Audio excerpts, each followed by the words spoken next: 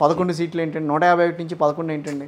టీడీపీలో ఉన్నారు కదా కొన్నాళ్ళు. 1.5 years. ఎలా ఉంది అది? టీడీపీకి వైఎస్ఆర్సీపీకి ఏమైనా డిఫరెన్స్ కనిపించింది? వైఎస్ఆర్సీపీ జబర్దస్త్ పార్టీ, జగన్ మంచి లీడరు 100%. మరి మొన్న ఎన్నికల్లో ఓడిపోయాడు కానీ ఓటమిని మనం చిత్తుచిత్తుగా ఓడిపోయారని చెప్పి అంటున్నారు.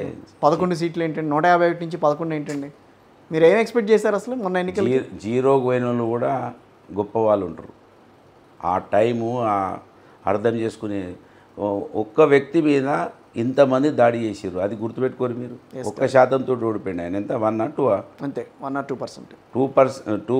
2% తోటి ఓడిపోయిండు ఒక్క మనిషి. మళ్ళీ ఎంత నీతి ఆయన లోపల ఉన్నది ఎవరు చెప్తలేరు. ఒక్కరే. మీరేం చూసారు ఆయన దగ్గర? ఆయన లోపల ఉన్న ఒక్కటే మాట ఇస్తే కట్టుబడి ఉంటాడు. మాట మీద ఉండే వ్యక్తి. మాట మీదనే జైలుకు పోయొచ్చిన తర్వాత కూడా ఆయన ఏదైతే మా నాన్న ఆశయాలు ఉన్నాయో దానికోసమే పనిచేస్తా అని చెప్పిండు. పాదయాత్ర చేసిండు. మళ్ళీ ఆయన సీఎం కాకపోతే ఆయన ఎమ్మెల్యేలు కొనుగోలు చేసి ఆయనని చిత్తు చేసినా కూడా నిలబడి సీఎం అయిండు. సీఎం అయిన తర్వాత కూడా ఆయన ఇచ్చిన మాట పథకాలు ఇస్తా అని ఇచ్చిండు. ఎవరితోటి పొత్తు పెట్టుకోలేదు. చంద్రబాబు నాయుడు చెడిందంటారు మొన్న. చంద్రబాబు నాయుడు 2019లో ఒకరితోటి పొత్తు కాంగ్రెస్ తోటి. మళ్ళీ 2023 వచ్చే వరకు మళ్ళీ బీజేపీ తోటి పోయింది. 14లో బీజేపీ తోటి పోయింది. 4 దిక్కులో తిరుగుతాడు చంద్రబాబు నాయుడు. జగన్ తిరిగిండు ఎక్కడికన్నా? ఒక్కటన్నా ఒక్కరి దగ్గరికన్నా పోయి మోకరిల్లిండా? ఆయన పథకాలు ఇస్తాడు, పథకాలు ఇచ్చింది. పైసలు పంచి పెడతాడు. ఇప్పుడు చంద్రబాబు నాయుడు పైసలు పంచి పెడతలేడా? పెన్షన్లు పెంచలేదా? అనేక పథకాలు పెట్టిండు. మొన్న ఈడ 6 గ్యారెంటీలు అన్నట్టు ఆయన 60 గ్యారెంటీలు పెట్టిండు. అవునా కాదా? మరి జగన్ మాట మీద నిలబడ్డ వ్యక్తి. రాజశేఖర్ రెడ్డి గారికి నిజమైన వారసుడు ఆయన. నేను ఆయన చాలా లైక్ చేస్తాను. రాజశేఖర రెడ్డి గారు అంటే బాగా ఇష్టపడతారా? జగన్ అంటే ఇష్టపడతారా? రాజశేఖర రెడ్డి ఇష్టపడతా, జగన్ కూడా ఇష్టపడతా. అంటే వైఎస్ఆర్సీపీలోకి వెళ్ళడానికి కారణం? నేను రాజశేఖర రెడ్డి గారికి ఆయన పీసీసీ ప్రెసిడెంట్గా 99లో 99లో ఆయన పీసీసీ ప్రెసిడెంట్గా పెద్దపల్లికి వచ్చినప్పుడు ఆయనకు రక్త తిలకం దిద్దిన. నేను ఇట్లా బ్లేడ్ కట్ చేసుకొని రక్త తిలకం దిద్దిన. మొత్తం పాదయాత్ర చేస్తున్నప్పుడు టూరింగ్లో పాదయాత్ర కన్నా బిఫోర్ పాదయాత్ర 2004 కదా. ఆయన 2003, 2002లో పాదయాత్ర చేశారు. నేను 99 అప్పుడు చెప్తున్నా. రక్త తిలకం దిద్దిన. సో రాజశేఖర రెడ్డి సాబ్ అంటే చాలా ఇష్టం నాకు. జగన్ కూడా ఇష్టం. సో జగన్ లోపల ఇష్టమని కాదు. మీరు నాకు ఒకటే అడుగుతున్నా. 14లో చంద్రబాబు నాయుడు బీజేపీ, 19కి వచ్చే వరకు కాంగ్రెసు, 23కి వచ్చే వరకు బీజేపీ. జగన్ ఎక్కడికైనా పోయిండా? ఎక్కడికి వెళ్ళలే. జైలుకు పోయిండు. కావాలంటే వీళ్ళు కుట్రలు చేసి జైలుకు పంపితే పోయిండు, కానీ ఎవరికి సలాం కొట్టలే. అలా అధికారంలో ఉన్న కాంగ్రెస్ పార్టీ కూడా సలాం కొట్టలే. ఆయన సలాం కొడితే ఆయన జైలుకు పోయి పంపేవాళ్ళు కాదు కదా. అవును. సో నెంబర్ 1 వ్యక్తి జగన్. అంటే బీఆర్ఎస్కి ప్రత్యామ్నాయంగా మళ్ళీ మేము ఎదుగుతామని చెప్పి తెలుగుదేశం పార్టీ మళ్ళీ ఇక్కడ పుంజుకునే అవకాశం ఉంటుందని చెప్పి మాట్లాడుతున్నారు కదా. అవకాశం ఉంటుందా? ఎందుకంటే రేవంత్ రెడ్డి గారు ఆ పార్టీని కూడా పెంచుతాడు. కాంగ్రెస్ను ఒకవేళ డుమ్మ కొట్టాల్సి వచ్చినప్పుడు తెలుగుదేశం పట్టుకొని బీజేపీని పట్టుకొని మళ్ళీ అటే వెళ్తాడు ఆయన. ఎటైనా రేవంత్ రెడ్డి కొత్త రకాలను చూపిస్తున్నాడు. ఇప్పుడు రాజకీయాలలో కొత్త రకం రాజకీయం, కొత్త వంగడం అంటారు కదా. ఇది కొత్త వంగడం. ఎటైనా పోవచ్చు. ఏదైనా ఇప్పుడు ర్యాలీలు జరిగినాయి చంద్రబాబు నాయుడు గారి, రకరకాల జరిగినాయి. సో అవి ఏదైనా జరగవచ్చు. అన్ని పార్టీలను మెయింటైన్ చేయాలని చూస్తున్నాడు. అటు బీజేపీలతో కలిసి ఉంటాడు, ఇటు కాంగ్రెస్ వాళ్ళకు నేనే అసలు డిఎన్ఏ నాదే కాంగ్రెస్ డిఎన్ఏ అంటాడు. బలిదేవత సోనియా గాంధీ అన్నాడు, పప్పు రాహుల్ గాంధీని అన్నాడు, ఇప్పుడు నేనే బ్రాండ్ అంబాసిడర్ అంటాడు. ఏది పడుతుందే గురువు శిష్యులు ఏది పడుతుందే మాట్లాడతారు చంద్రబాబు నాయుడు, రేవంత్ రెడ్డి. ఇంకా వాళ్ళిద్దరు గురు శిష్యులు ఎందుకు అవుతారండి? ఆయనేమో టీడీపీ కావచ్చు, ఈయనేమో రేవంత్ రెడ్డి కాంగ్రెస్ పార్టీ. పనిచేసిన వాళ్ళు ఇంకా ఒప్పుకుంటున్నారా? అందరూ ఆ రకంగానే చూస్తున్నారా? వాళ్ళు కలిసి పనిచేసిన కొన్ని మనం తెలంగాణలో ఏమంటామంటే, అరే నీ అలవాట్లు మారినరా, వాడు మూత్రం పోయంగా గిట్లా తొక్కినామా అని అంటాం మనం.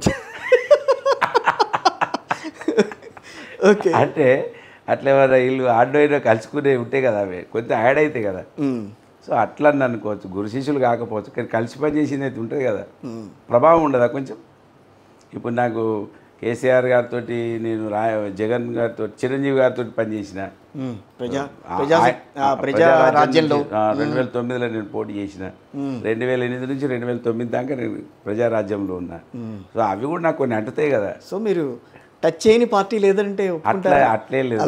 నాకన్నా చెంపులు కొట్టిన వాళ్ళు చాలా మంది ఉన్నారు. చంద్రబాబు గారే నేను నయమే కదా. అవును. చంద్రబాబు కమ్యూనిస్టులతో వేయండు, బీజేపీతో వేయండి, ఇంకా బీజేపీ పోలే, కమ్యూనిస్టులకు పోలే. అట్లేం లేదు. నాకన్నా జంపులు కొట్టిన వాళ్ళు చాలామంది ఉన్నారు. నేను ఓన్లీ కాంగ్రెస్ నుంచి TDP, PRP, YSR, BRS. But ఏదైనా రాజకీయాల్లో అన్ని రకాల రుచులు చూశారు. చూసినాం. బీఆర్ఎస్కి పరిమితం అవుతారని నేను అనుకోవట్లా. మరి చూసిన బీఆర్ఎస్ కాంగ్రెస్ తర్వాత ఎక్కువ రోజులు ఉన్నదైతే బీఆర్ఎస్ లేదు. అవును, అలా 2 సంవత్సరాలే ఉన్నా. బీజేపీ అంటే ఇష్టం లేదా ఏంటి మీకు? ఏ పార్టీ ఇష్టం ఉన్నది పార్టీ. ఇప్పుడు బీజేపీలో అన్ని వర్గాలు సమప్రాధాన్యం కల్పిస్తారు 100%. అట్లేం లేదు.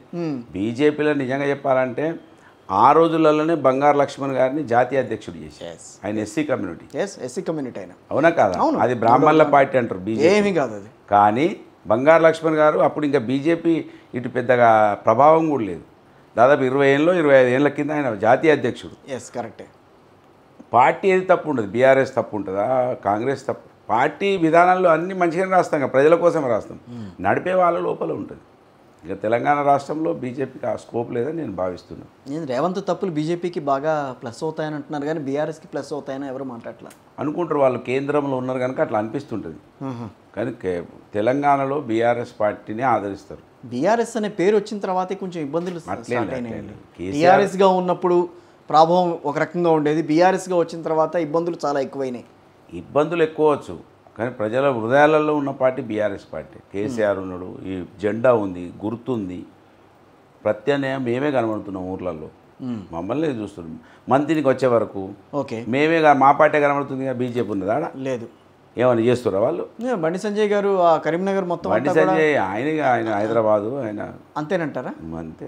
ఆయన ఏం పెద్దగా ఏమి ఆయన ఎమ్మెల్యే ఎందుకు గెలవలేదు చెప్పండి, మీరు చెప్పండి బాయ్ సాబ్. ఆయన పార్టీ ప్రభావం ఉంటే ఎమ్మెల్యే ఎందుకు గెలవలేదు చెప్పండి. ఎంపీ మోదీ పుణ్యాన గెలుస్తున్నారు.